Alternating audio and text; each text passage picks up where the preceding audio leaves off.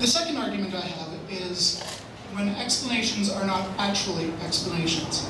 So let's suppose that we find ourselves with this limited data set of problems which seem to defy naturalistic explanation. What do we do then? Well, we'd ask ourselves, what sort of burden of proof do explanations even have to have if they are to be positively counted as explanations?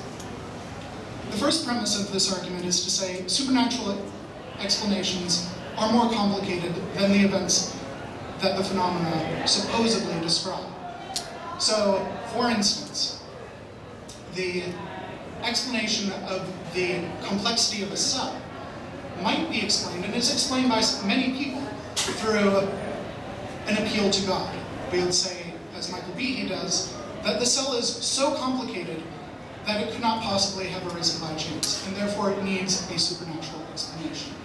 The critical flaw with this type of reasoning is that the explanation of a God to do that designing work is much more complicated than simply a cell itself.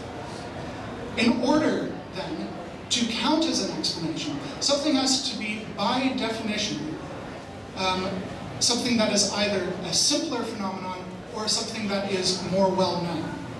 Therefore, definitionally, appealing to supernatural agency is not an explanation of in any conventional meaning of the term.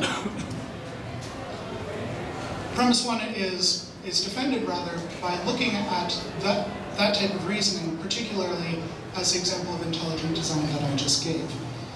Secondly, explanations make use of known and preferably simpler ideas in order to explain phenomena. That's just what it means to explain something, by making use of simpler phenomenon or phenomenon that's well known.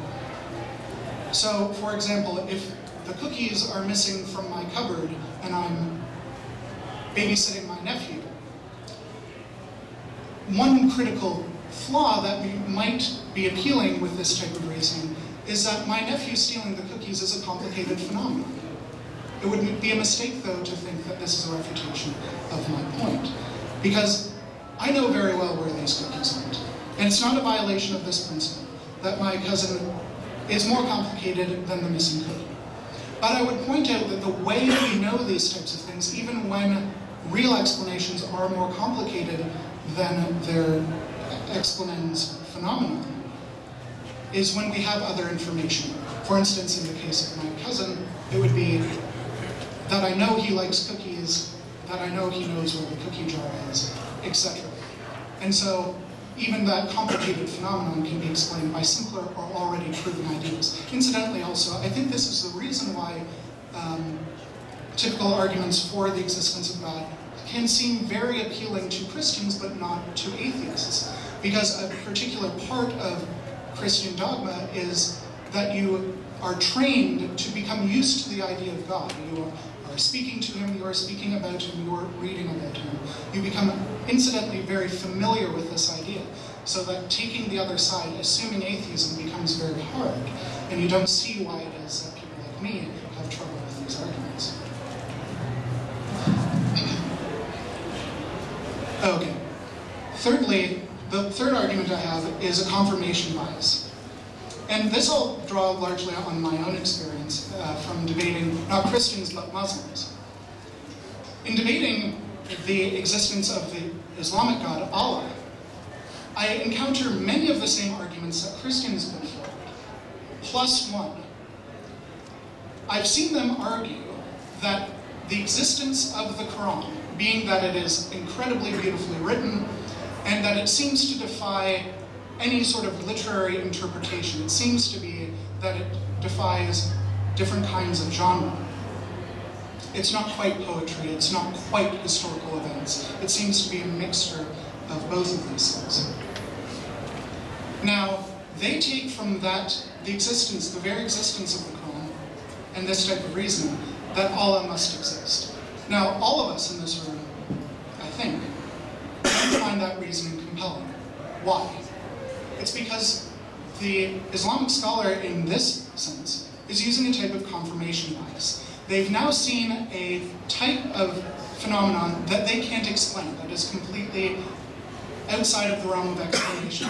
And they try to give sort of naturalistic accounts like I would, and say that those naturalistic accounts fail, therefore Allah must exist.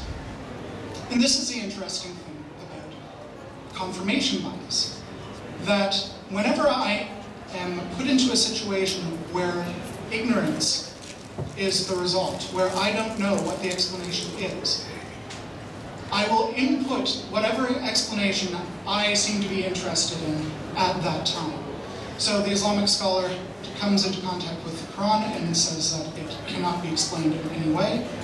That could be just as much an explanation for fairies or for ghosts or for literally anything.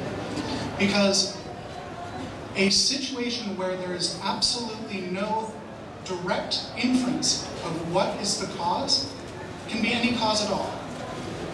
And I hope you can see the analogy towards the existence of the Christian God.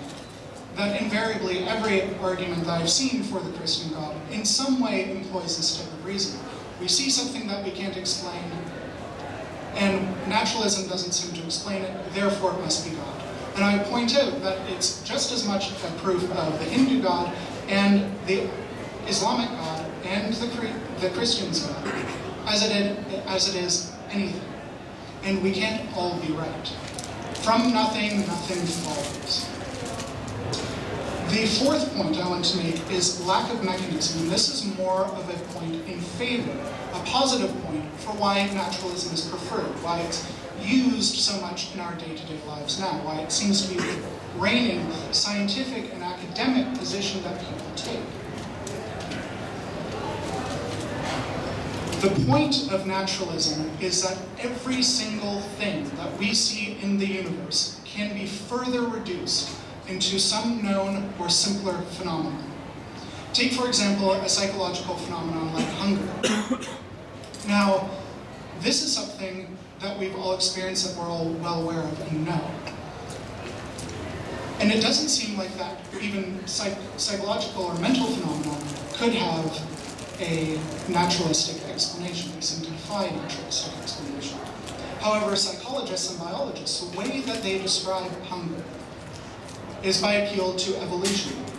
Evolution, then, becomes a point by which we can connect the chemical and physical world to the mental and the human world. Evolution is supported and buttressed by thousands of different pieces of argumentation and pieces of evidence. That piece of biological knowledge we're now at the point where we understand it at a chemical level. So our explanation of evolution comes down into an understanding of chemistry. And chemistry can be understood by an appeal to biology or by physics. So once we understand the basic rules of how atoms work and how molecules are formed, we understand part of chemistry. And then we understand part of biology. And then we understand something importantly about ourselves. This is the beauty of a naturalistic scientific worldview, that everything comes and is completely encapsulated with each other. And we are able to explain one phenomenon not by an appeal to another more complicated or more complex being, but through principles that are already known. And a genuine case of scientific reductionism is a truly marvelous thing. The understanding that, for instance, chemistry can be reduced to the laws of physics and thermodynamics is an amazing triumph of science, and something we should all be extremely excited and proud that our species was able to achieve. Similarly, psychology into evolution has been an extremely hard battle. It's been fought not just by people who don't believe in evolution, but by people who had political stake in that game, that did not want to accept a version of human nature which was based on evolutionary theory.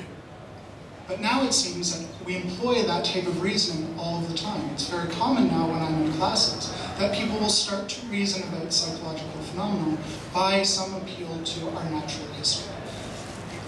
And that is how, slowly but surely, the naturalistic worldview has been expanding that circle that I talked about earlier. It's been taking the unknown, the superstitious, and slowly, gradually moving into it, explaining things, and adding to our growing body of human knowledge. There are some who believe that this worldview, especially, is dehumanizing. There might be people today who believe that it's an affront to our humanity to believe that we are evolved from apes or some other evolutionary precursor. But I think that this is demonstrating the complete opposite. That there's a certain type of beauty in evolutionary thinking. In the one important way, and for the critical reason that I haven't had to employ any kind of superstitious reasoning in order to get there. There are no flaws in my thinking when I actually say to myself that every living thing on this earth comes from a single source and has evolved. I am related genetically and provably to the grass and to fish and to trees, that we're all part of a great chain of life that stretches back billions of years. I didn't have to understand that come to understand that through poor reasoning. I came to understand that through positive reasoning. And for every step in that chain, for every piece of explanation that connects me to a blade of grass or me to a piece of algae, I can now study, I can know how that train of thought was formed. I can study that, I can be critical, I can come up with my own ideas and theories, because that's what naturalism allows. It allows us to investigate the world and to come to beautiful, resounding, astounding conclusions about it. Thank you very much.